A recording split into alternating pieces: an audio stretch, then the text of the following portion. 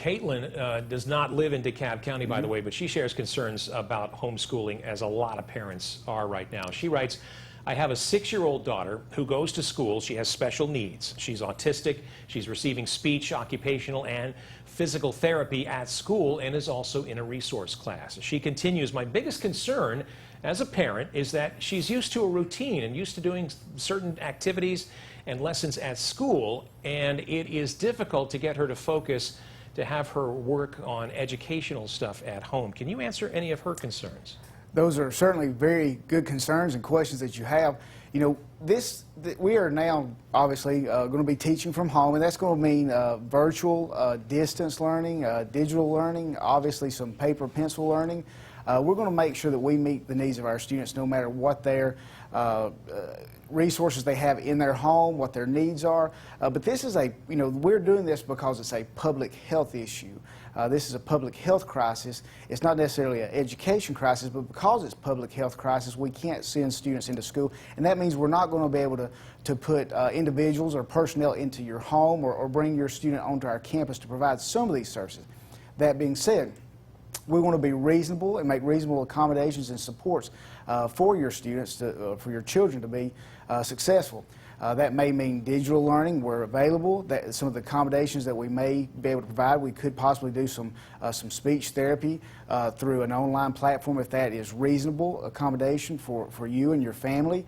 We could do some visually impaired. We could do some larger print. We could do some things. There's many things that we could do, but we may not be able to do everything. That being said, the routines you mentioned and the schedule and having a routine of consistency, that's something at home that hopefully you can provide through scheduling with your child and carry that out.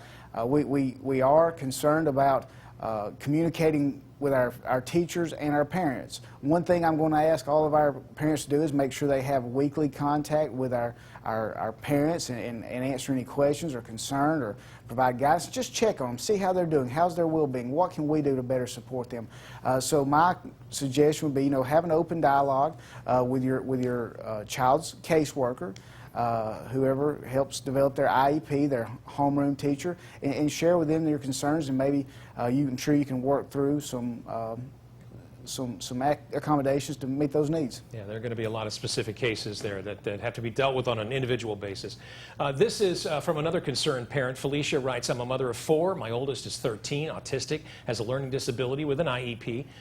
I have not the first clue how to properly teach him. I'm concerned about the change for him and how well he's going to cope with this, all while teaching my 4th grader and my 1st grader with my 2-year-old son running around. She continues saying, I am 2 states away from any family. I have no internet because I can't afford it.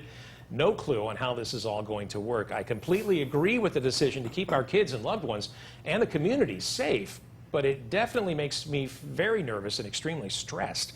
Superintendent Barnett, what can you say to parents who are in that position, overwhelmed, and what are school districts able to do to address some of the concerns Felicia writes about? Teaching and learning should be fun. Some of the best times I ever had was as a classroom teacher, working with students and having fun. I encourage you to have fun with your child. We don't want to overwhelm you. The one thing I want to do, and I want to stress to my administrators and my teachers, we are not going to try to overwhelm our students and our parents who are working or may not have the resources or the experience or the educational knowledge to carry out maybe what we're asking them to do. We want to be reasonable, we want to be minimal, but we don't want kids to slump. We don't want kids to go back and have that summer slide, as it's often referred to. We want to support them on the core standards. We're going to provide minimal instruction, but valuable instruction so that your child can be successful. Once again, the communication is going to be constant. We've asked for many years for increased parental involvement and parental communication between the school and the parents. And I think if there is a silver lining to this, this could help promote that dialogue and engagement from the parent to the student and to the school connection. So that's what, if there's a silver lining, that's what I'm hoping it could be. That's a really good point. All right, thank you.